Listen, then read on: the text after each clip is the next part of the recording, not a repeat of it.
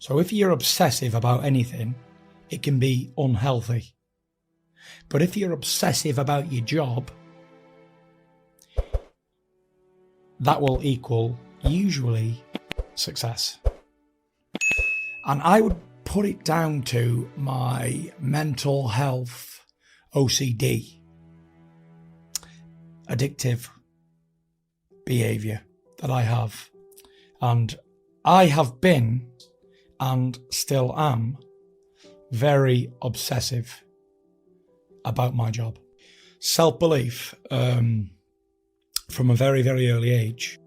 From a little kid, I've outworked everybody I've ever been with. And for a heavyweight, that takes a lot of doing. A process of all these things coming together and then it merging. And just put it all into practice, put it into play on a daily basis. High performance to me is high octane, full energy, full attack, victory, and everything that comes with it. That's what high performance is to me. And I have found that. I have actually found a very comfortable seat in my most uncomfortable areas. But I've managed to do that from experience and practice. And we're professional athletes, we're professional businessmen. We understand the risks and the rewards. No retreat and no surrender. And just keep going and pushing yourself. I can find solace in the hardest, toughest, darkest places.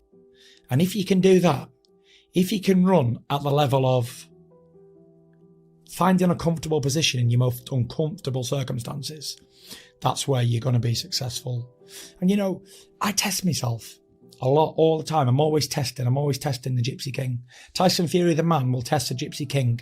The first book I wrote was called Behind the Mask. So the way I have sort of structured my life in able to cope with stuff, like I have two very different lives. Like I have Tyson Fury, who I was born and named, who is a husband, a father, a son, a mental health patient, a very flawed character, very flawed, very normal, fat, bald,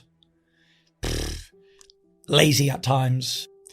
And then I have the Gypsy King, who has never ever suffered with any problems, who has never had any complications in his life, who is just mental concrete. It doesn't get any bigger than this. This is it.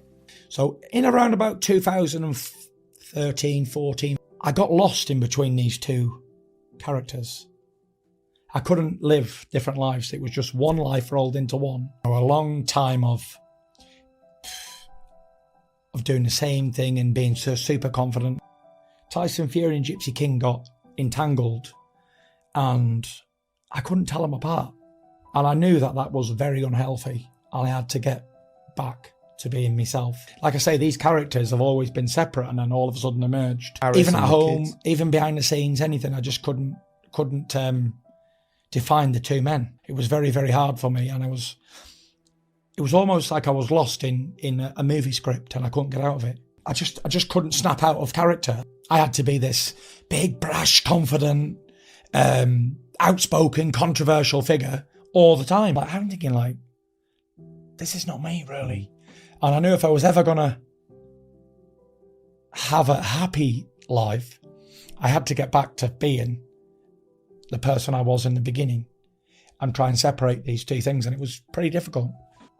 But I believe it had to happen to me. This had to happen in order for me to get through to the other side and be who I am today. At one point in my career, there was always the expectation of, oh, don't worry about anything because Tyson's going to come and he's going to publicise everything and the show's going to be run on his back.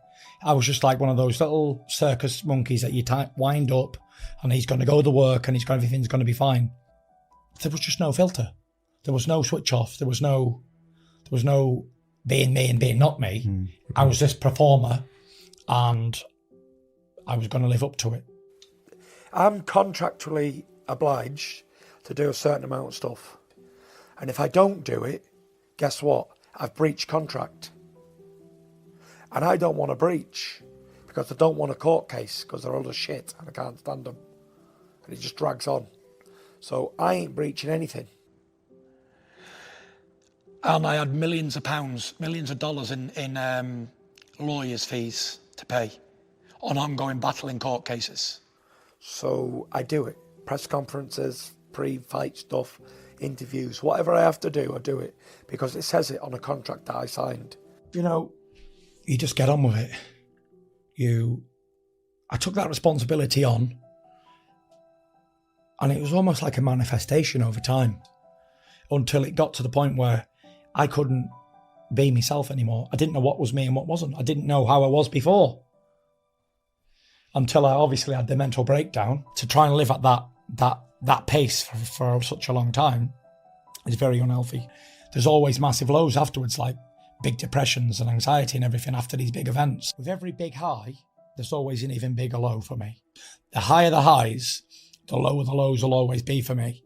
Most of the times I have suicidal thoughts, which is kind of crazy even to sit here and admit today. But I've figured out how to manage this over time. So what I like to do now is, I know it's coming after these big events, I'm going to be down, but I know from experience now that this is going to move in a few days, a week. I always say to Paris, like, after these fights, just let me have a bit of space. Try not give me too much tasks to do. And I'll be back in a week. I'll be back to normal in a week or so. And what I like to do is, I like to get myself straight back to grassroots straight away. Get myself...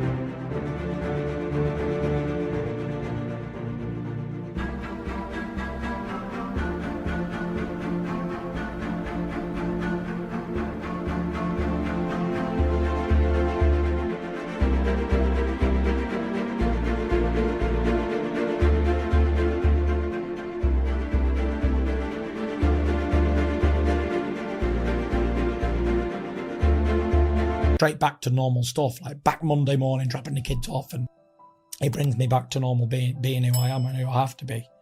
A provider, a carer, that sort of person. And I knew I couldn't do it on my own. I just knew it. I couldn't do it. I'd said so many times I was going to do it and believed I was going to do it in the night. The next day come, I didn't have no motivation to do it. And I was drinking every day, something I'd never done in my life. Wow. To try and wash me sorrows away. And drinking 4 or 5 drinks every night, because that'd help me go straight to sleep, no problem. The odds of me overcoming all them obstacles, never mind the weight and the mental health, is like 0. It's not possible. The first thing that I would say to anybody is, after experiencing all these things, like, you can't do it on your own. But the sooner I realised that I couldn't do it on my own, the sooner I got back well again.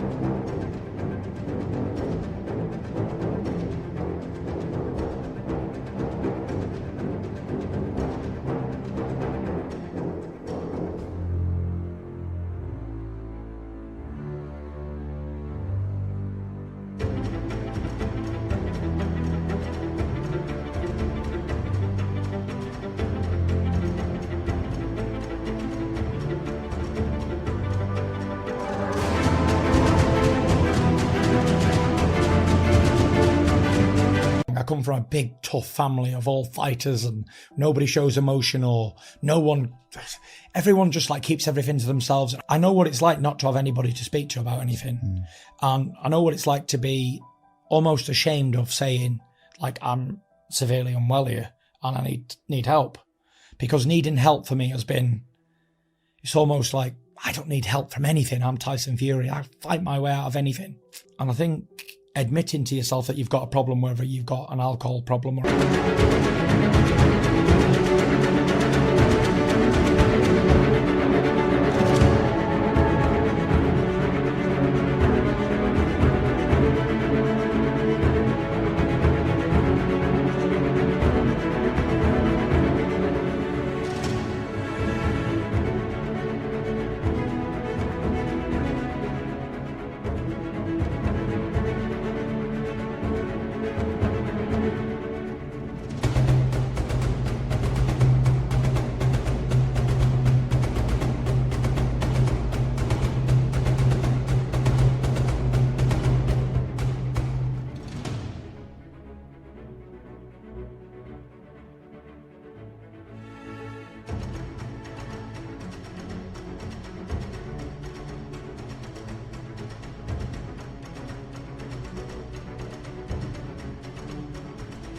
drug problem or whatever problem you may have, acceptance is the key. The sooner you go and do that, the sooner you figure shit out like that, then the sooner you can get back to what is normal for you. But if I don't accept that I've got a problem that needs working out, then I'll be in denial forever.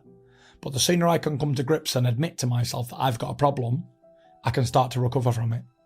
And my advice to anyone suffering with any sort of mental health or any sort of issue is get straight to seek medical advice immediately. I've been suffering with these mental health problems from being a little boy, small enough to hide in a wardrobe and be anxious inside a dark wardrobe. 5 years old, 6 years old, all the way through my life I'd had this down one day, up the next, up and down, up and down, up and down, anxious, anxious, anxious, but didn't know what it was. I didn't understand it. I had no education on mental health, and up until a few years ago, it was all hush hush under the carpet stuff. Hell of a journey.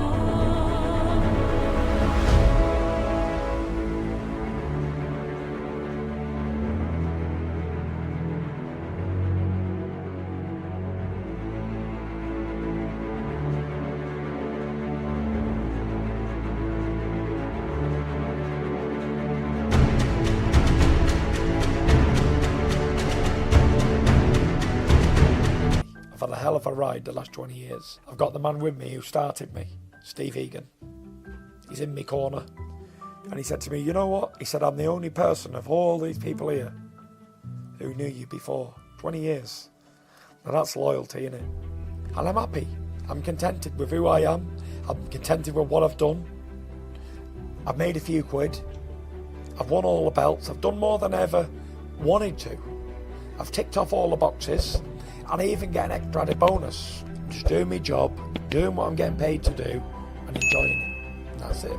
I'm alive and well and kicking. Very, very healthy and very in shape. Very ready to rock and roll, throw down.